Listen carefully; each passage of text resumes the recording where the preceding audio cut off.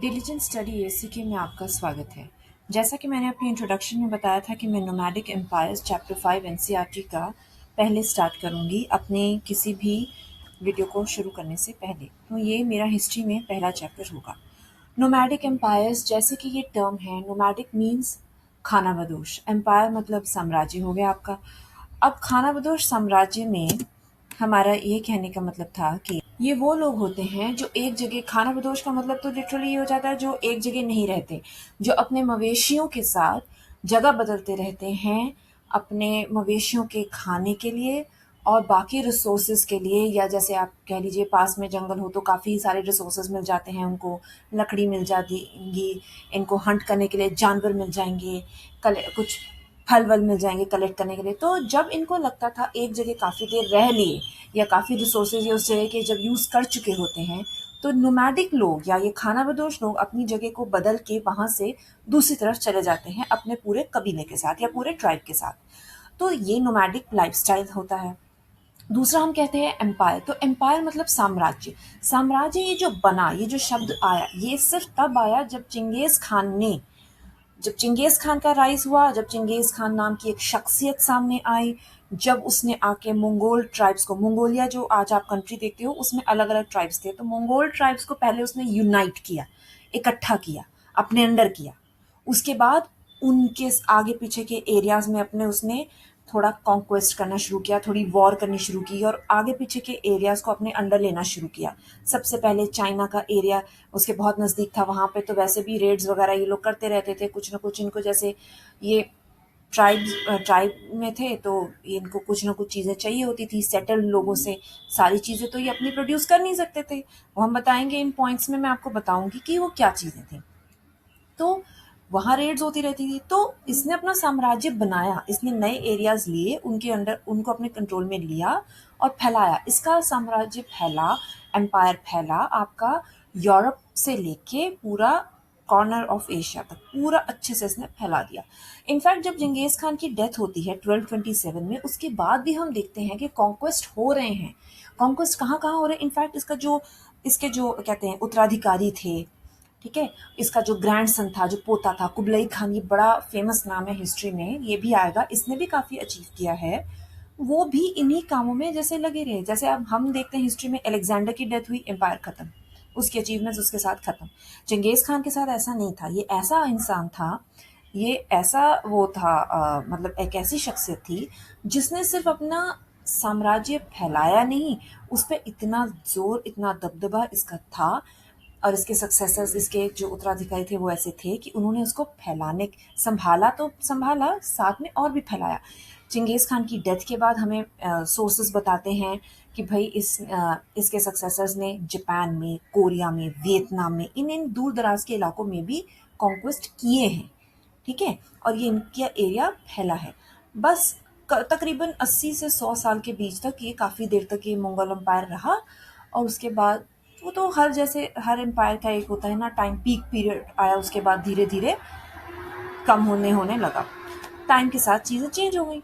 लेकिन अभी जो हम फिलहाल इसमें पढ़ेंगे, चंगेज़ खान के आने से पहले क्या थे मंगोल ट्राइब्स? कुछ भी नहीं था। इनका बड़ा प्रिमिटिव लाइफस्टाइल, प्रिमिटिव लाइफस्टाइल का मतलब होता है इनके जो इस्तेमाल करने के तरीके हैं, जो चीज़ें इस्तेमाल करते थे वो बड़ी, मतलब कोई बड़ी टेक्निकली एडवांस नहीं होती थी। वो छोटी मोटी चीज़ें कि अच्छा बो एंड एरो से कर लिया, इनका वेपन्स क्या हुए, बो एंड एरो हो गए।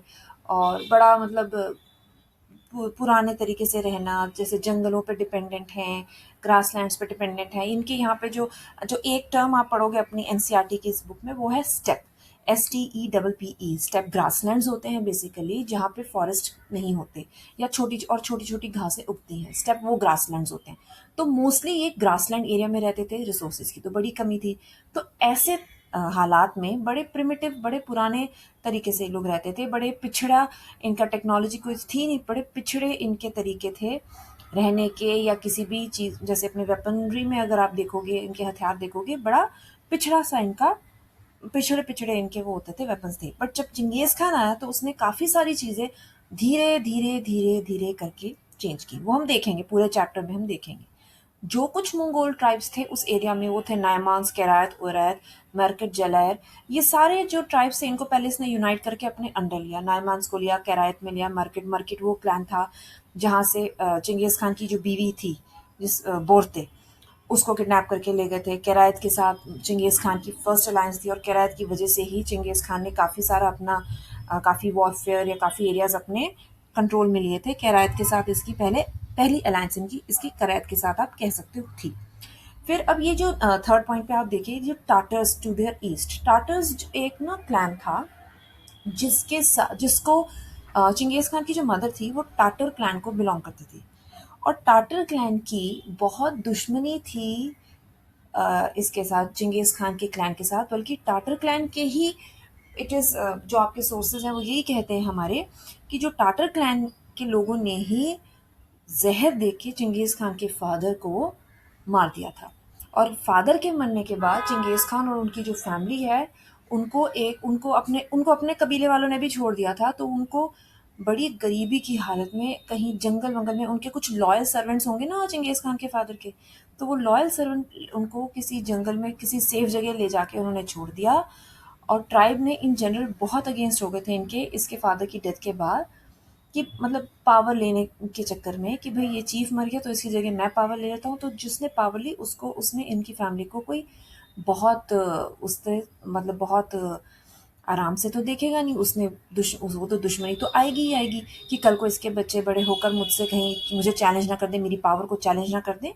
तो वो दुश्मनी के चक्कर में जो चंगेज़ खान के फादर के जो लॉयल थे, जो भरोसेमंद थे, सेवक थे, उन्होंने इनकी फैमिली को, चंगेज़ खान को ले जाके किसी सेफ से फॉरेस्टेड एरिया में छोड़ दिया कि आप यहाँ बचे रहोगे। ठीक है। अब चंगेज़ खान का जो बचपन है वो बहुत हार्ड था।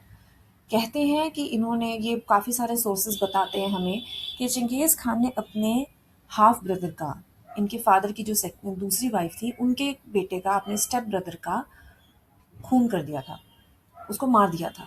क्यों? क्योंकि पहले सुनने में मतलब सोर्सेज ये बताते हैं कि वो तो काफ़ी पहले ही बहुत बॉसी था। चिंगेज़ खान को पहले ही बहुत परेशान करता था, उसको दबाता था, मतलब दबा के रखता था, बॉसी नेचर का था। और इमीडिएट क्यों उसे मारा चिंगेज़ खान ने और उसके रियल ब्रदर ने मिलके? क्योंकि कभी चिंगेज़ खान ने एक फ़िश पकड़ी थी, अपना जो हंट उसने लिया था, हंट किया था, जो एनिमल्स हंट किए थे उसको लेके उसको इसका जो हाफ ब्रदर था बेक्टर जिसका नाम था, उसने चुराया था। तो उस चीज़ पे फिर उस दिन चिंगेज़ खान उसके भाई ने मिलके अपने हाफ ब्रदर को मार दिया। तो ये भी एक इन्फॉर्मेशन हमें सोर्सेज से मिलती है। बहुत टफ चाइल्डहुड था चिंगेज़ खान का। कहते हैं कि ये उसी दौरान इनके दुश्मनों ने, इनके जो क्लैन के दुश्मन थे, जो चिंगेज़ खान की फैमिली के दुश्मन थे, उन्होंने चिंगेज़ खान को पकड़ा, स्लेव बनाया। फिर वो चिंगेज़ खान वहाँ स्लेवरी से छूटा, किसी तरह से भाग कर आया। कितनी ह्यूमिलिएशन इसको हुई, कितना टफ चाइल्डहुड था इसका। मतलब खाने पीने को कुछ नहीं, बहुत हार्श क्लाइमेट है, रिसोर्सेज की कमी थी मंगोलिया में। तो रहना जीना बड़ा मुश्किल होता जा रहा था इसका। बट फिर भी ग्रेजुअली जब चिंगेज़ खान जैसे जैसे इस मुश्किल दौर से निकला, वो एक बहुत ही बेहतर और बेहतर और बेहतर इंसान बन के निकला। कैसे? एक टफ मिलिट्री जनरल, जिसके कहते हैं ना कि मतलब अ, बहुत टफ बना, इतना टफ बना कि आगे जाके जो इसने पूरा एम्पायर बना, वो सारी क्वालिटीज़ इसने अपने बचपन के कड़े एक्सपीरियंस जो इसको हुए थे, कड़े जो इसके कड़ा बचपन था इसका, बहुत ही टफ जो था इसका चाइल्डहुड, उससे इसने काफ़ी कुछ सीख के वो सारी जो इसकी थी एक्सपीरियंस वो इम्प्लीमेंट किए थे आगे जाके जब इसने एम्पायर बनाया था। ये बहुत अच्छा भी था और कई जगह बहुत ही ज़्यादा आप कह सकते हैं क्रूर भी था। ऐसा हमारे जो अगर आप स्टडी करोगे अगर चिंगेज़ खान की तो आपको पता चलेगा अगर ये क्रूर था तो कितना था। अगर ये इसने कई जगह इसके प्रिंसिपल्स बड़े सेट थे। जो इसके साथ लॉयल है उसके साथ ये पूरी तरह से लॉयल है। इसने कभी नहीं छोड़ा। और इसने पूरी कोशिश की कि जो भी लूट का सामान है मैं अपने लोगों में बराबर बराबर बराबर बांटूं। तो उससे जो इसके अपने लोग थे वो बहुत खुश रहते थे। नहीं तो इन जनरल अगर आप चिंगेज़ खान के आने से पहले देखो, ये जो मंगोल ट्राइब्स मैंने अभी पढ़े, नायमांस, केरायत, उरैत, मेरकट, ये सारे जो ट्राइब्स थे ये बड़े आइसोलेटेड से थे, दूर दूर रहते थे, एक दूसरे के साथ कोई ताल्लुक नहीं, खास नहीं। मतलब अगर कहीं रिसोर्सेज की ज़रूरत पड़ती थी ठीक है? जैसे मान लो एक ट्राइब है, उसको लगता है मेरे एरिया में रिसोर्सेज़ कम पड़ रहे हैं। तो दूसरे ट्राइब जिस एरिया में रहता है, वहाँ पे रिसोर्सेज़ बहुत ज़्यादा हैं, तो वो हमला कर देंगे उस पे, उनकी मवेशियों को लूट लेंगे, चीज़ें छीन लेंगे, उनके बीवी-बच्चों को स्लेव बना देंगे, उनके मेल पॉपुलेशन को मार देंगे। कुछ इस तरह से छोटी-मोटी लड़ाई-झगड़े इनके चलते रहते थे। दे वर नॉट यूनाइटेड, बिल्कुल इकट्ठे नहीं थे। चंगेज़ खान के आने के बाद इकट्ठे हुए। इनका बड़ा हार्श, मतलब जैसे कि क्लाइमेट भी बहुत, रिसोर्सेज ही लिमिटेड थे, तो इनकी काफ़ी इस चीज़ को लेके काफ़ी इनका आपस में रहता था। बिल्कुल ही वॉर लाइक सिचुएशन इनकी रहती थी। अच्छा, अब टाटा की बात के बाद हम देखते हैं Mongol people were also divided into units such as, ये टर्म्स जो हैं, अगर आप गवर्नमेंट जॉब के लिए तैयारी कर रहे हो तो ये आप टर्म्स लर्न करो, नहीं तो अगर आप सिंपल एनसीईआरटी ही पढ़ रहे हो तो फिर ये टर्म्स ज़्यादा आपको लर्न करने की ज़रूरत नहीं है। वो तो हम गवर्नमेंट जॉब के पर्सपेक्टिव से देखते हैं कि भाई अक्सर कहा जाता है कि पीजी के लिए पीजी का सिलेबस करना है, ये सिलेबस करना है, तो काफ़ी सारी वो चीज़ें ऐसी पूछ लेते हैं जो हम कभी सोचते भी नहीं। तो मैंने कोशिश की है कि मैं काफ़ी सारे टर्म्स जो पॉसिबल हैं हर एक चैप्टर में से, हर एक टॉपिक में से अपनी पीपीटी में डाल दूँ, ताकि आप उसको नोट कर सकें, लर्न कर सकें, अगर आप किसी भी टीचिंग गवर्नमेंट जॉब की तैयारी कर रहे हैं। अक्सर ये होता है 10 नंबर की साइंस भी आती है तो हमें पूरा फिजिक्स, केमिस्ट्री, बायोलॉजी बड़ी डेप्थ में पढ़ना पड़ता है। सो हिस्ट्री के साथ भी वही केस होता है। तो खैर, मंगोल लोग काफ़ी डिवाइडेड थे, जैसे ट्राइब में, क्लास में, यासुन में। मतलब बेसिक क्या बात ये कहने की है कि भाई ये बहुत डिवाइडेड थे, यूनिटी का नामो निशान नहीं था। अब दो दे हैड नो टाउन्स, अब जाहिर है खाना बदोश लोग हैं, ये कस्बे कहाँ से बनाएंगे। पर एक चीज़ थी कि मंगोल में सारे ही ट्राइब्स थे, ऐसा भी नहीं था। कुछ सेटल्ड कम्युनिटीज़ थी, कुछ मर्चेंट कम्युनिटीज़ भी इनके आसपास थी। तो 100% आप कह लो कि बिल्कुल ही नोमैडिक, बिल्कुल नोमैड्स आस-पास थे, वो भी नहीं था। थोड़ी बहुत सेटल्ड कम्युनिटीज़ भी थी, जैसे कुछ और ट्राइब्स का मैं नाम आगे के चैप्टर्स में लूँगी, थोड़ी-सी सेटल्ड थी, but they were not self sufficient और बहुत ज़्यादा एडवांस्ड तो नहीं थी। हर एक कबीले का, हर एरिया का अपना-अपना एक इम्पोर्टेंस थी, अपना-अपना कोई एडवांटेज था, अगर आप उसको अपने कंट्रोल में लेते हो, नहीं तो अकेले-अकेले मतलब ये कुछ बहुत ज़्यादा एडवांस नहीं थे। तो टाउन्स इनके नहीं थे। स्टेप मंगोल्स जो थे, स्टेप मंगोल्स मतलब स्टेप मैंने आपको बताया ग्रासलैंड्स होती हैं।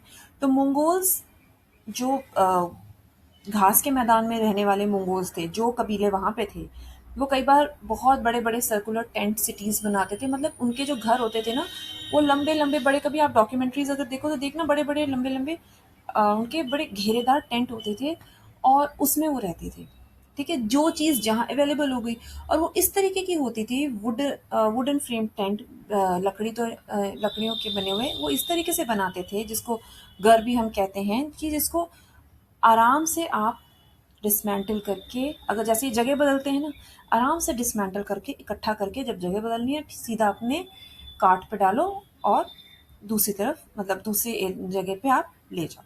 ठीक है? ये इनका ये इस तरीके से इन्होंने अपना, इनका खाना वाना, रहना पीना, इनके घर वगैरह सब ऐसे होते थे कि आप आसानी से समेट के दूसरी तरफ ले जाओ। ठीक है?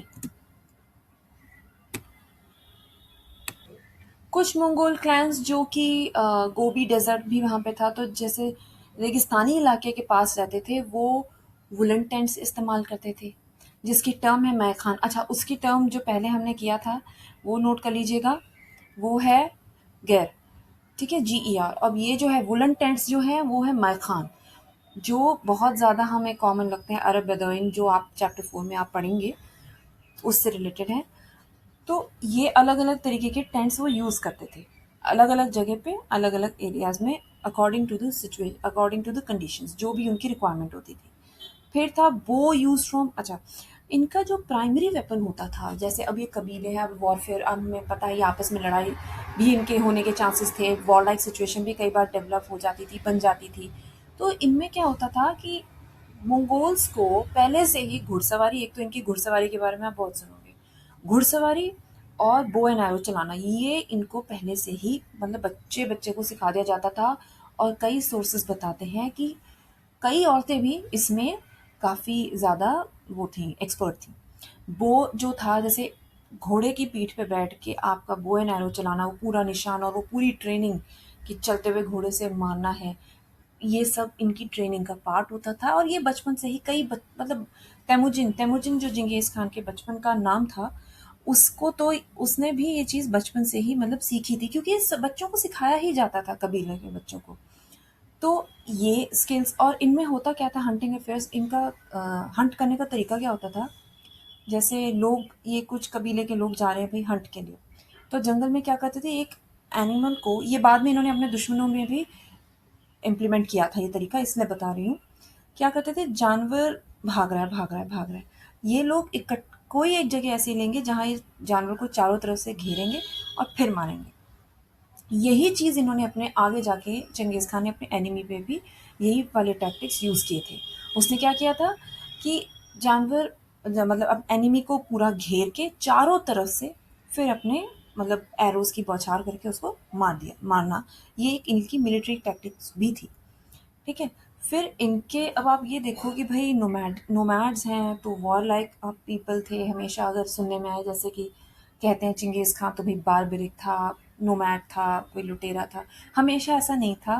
मंगोल ट्राइब्स हमेशा ये सिचुएशन नहीं होती थी, हमेशा ये इनका नहीं होता था। ये अपने सेटल्ड कम्युनिटीज़ के साथ कुछ फ्रेंडली रिलेशंस भी होते थे, क्योंकि कुछ मटेरियल, जैसे हमें पता है नोमैड्स कुछ मटेरियल प्रोड्यूस करते हैं, जैसे दूध, घी, इस तरह के जो डेयरी प्रोडक्ट्स हैं, या शीप मीट है, और इनके घोड़े बहुत अच्छे होते थे तो घोड़े भी, तो इस तरीके की चीज़ों को एक्सचेंज करते थे यही नोमैड सेटल्ड कम्युनिटीज़ के साथ, फॉर व्हाट, मेटल्स जो कि इनको अपने वेपन्स को बनाने के लिए चाहिए होता था, ग्रेन्स जो खाने वाने के लिए चाहिए होता था, और कुछ लग्जूरियस आइटम, क्योंकि मोस्टली तो ये लोग स्किन ही, इसके एनिमल स्किन ही इनका पहनावा होता था, लेकिन लग्जूरियस आइटम में इनके टेक्सटाइल्स आती थी।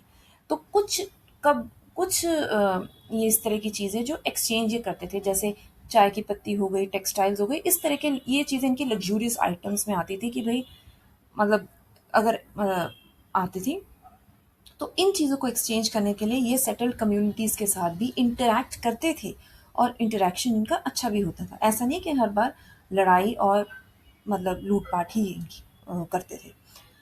लार्जली शमनिस्ट, मतलब शमन इज़ बेसिकली एक रिलीजन ही आप कह लीजिए, जिसमें एक शमन प्रीस्ट जो होता है वो स्पिरिट्स के साथ इंटरैक्ट करता है, और स्पिरिट्स की स्पिरिचुअल एनर्जी को यूज़ करता है अपने कबीले के लोगों के लिए या उनके किसी काम को करवाने के लिए।